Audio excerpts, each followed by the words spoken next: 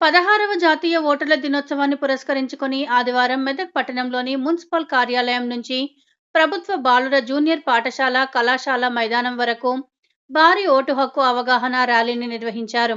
ఈ కార్యక్రమంలో ముఖ్య అతిథిగా జిల్లా కలెక్టర్ రాహుల్ రాజ్ పాల్గొని జెండా ఊపి కార్యక్రమాన్ని ప్రారంభించారు. ఈ ర్యాలీ రామ్దాస్ చౌరస్తా, ఆర్టీసీ డిపో చౌరస్తా మీదుగా జూనియర్ కళాశాల మైదానం వరకు సాగింది. అక్కడ జిల్లా కలెక్టర్ మాట్లాడుతూ ఓటు ప్రాముఖ్యత గురించి అవగాహన కల్పించారు. ఓటు హక్కు అనేది ప్రజలకు రాజ్యాంగం కల్పించిన హక్కు అని అన్నారు. ప్రతి ఒక్కరూ ఎలాంటి ప్రలోభాలకు గురికాకుండా తమ ఓటు హక్కును తప్పకుండా వినియోగించుకోవాలని అన్నారు. 18 సంవత్సరాలు నిండిన యువతీ యువకులందరూ ఓటర్లుగా నమోదు చేసుకోవాలన్నారు. అనంతరం ఓటరు ప్రతిజ్ఞ చేయించారు. ఈ కార్యక్రమంలో అదనపు కలెక్టర్ నగేష్, అదనపు SP Mahender, DSP Prasannakumar, RDO Ramadevi, tahsildar Laxman Babu, municipal commissioner Srinivas Reddy, ఆయా శాఖల అధికారులు, సిబ్బంది, నాయకులు, మహిళలు, విద్యార్థులు తదితరులు పాల్గొన్నారు. చాలా పెద్ద కార్యక్రమం మనం టేకప్ చేయడం జరిగింది. మరి చాలా సక్సెస్ఫుల్గా కూడా మన ఇంత పెద్ద ర్యాలీ, అది కూడా ఇంత పెద్ద ఎత్తున అందరూ కూడా అంటే అందరూ మహిళలు కానివ్వండి, అదేవిధంగా యువత కానివ్వండి, విద్యార్థులు కానివ్వండి, మీడియా కానివ్వండి, జిల్లాధికారులు కానివ్వండి, పోలీస్ శాఖ ప్రతి ఒక్కరు కూడా పార్టిసిపేట్ అయ్యి పెద్ద ఎత్తున మనము ఈ అవేర్నెస్ కార్యక్రమము ఈ 16th నేషనల్ ఓటర్స్ డే సందర్భంగా చేయడం చాలా శుభ పరిణామం. సో దీంతో ఈ అవగాహన కార్యక్రమంతో మరి ఎవరెవరైతే మరి మున్సిపాలిటీలో చూస్తున్నారో వాళ్ళందరూ కూడా రానున్న మున్సిపల్ ఎన్నికల్లో కూడా 100% ప్రతి ఒక్కరు కూడా బాధ్యతగా ఓటేస్తారు అనేసి కూడా మనం అందరం కూడా అనుకుంటా ఉన్నాం. సో అదేవిధంగా ఈ నేషనల్ ఓటర్స్ డే మనం చేయడానికి ముఖ్య కారణం ఏంటంటే ఒక 2 కారణాలు ఉన్నాయి. ఒకటి ఏంటంటే ఇంకా కూడా చాలా మంది ఓటు వేయడానికి బయటికి రావట్లేదు.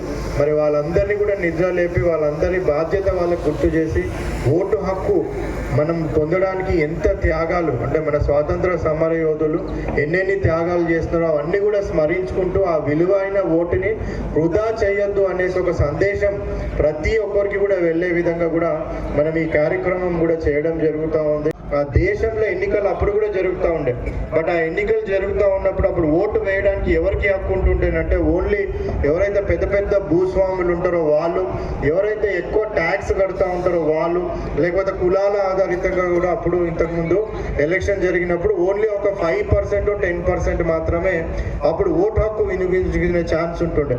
So majority of the public ఎవరైతే చదువు లేని వాళ్ళు ఉంటారో వాళ్ళు ఎవరికి కూడా ఓటు హక్కు అనేది ఉండకపోతుండే.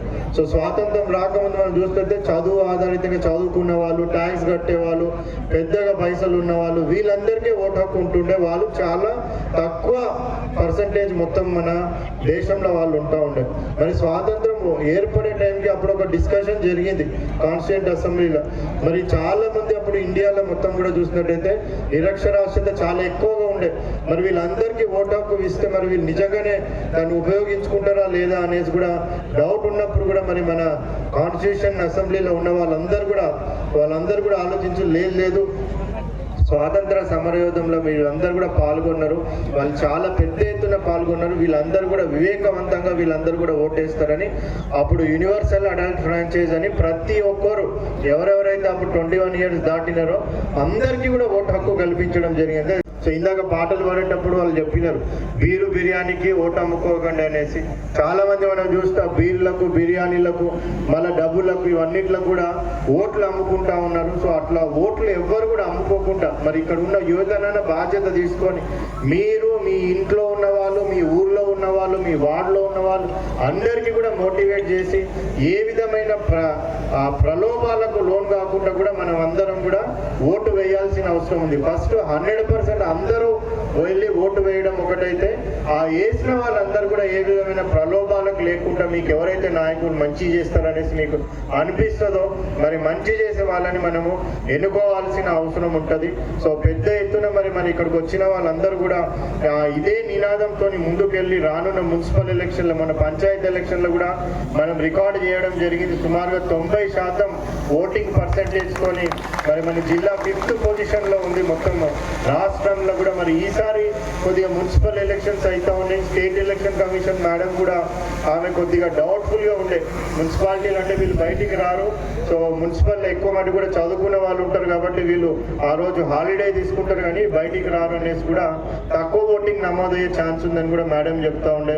మరి దాన్ని మనము కంపల్సరీగా ఇది కరెక్ట్ కాదు అనేసి మరి ఈ 4 మున్సిపాలిటీలలో మెదక్, నర్సాపూర్, తూప్రాన్, రాయమంపేటలో ఉన్న యువత, మరి చదువుకున్న వాళ్ళు, చదువుకోని వారు, ప్రతి ఒక్క వర్గాల వాళ్ళందరూ కూడా ఓటు హక్కు వినియోగించుకొని మన పంచాయతీలకు 90% అయితే ఈసారి 100% ఓట్లు అందరూ కూడా వేసే విధంగా మనం అందరం కూడా ప్రోత్సహించాలనేసి కూడా నేను చెప్తా ఉన్నాను.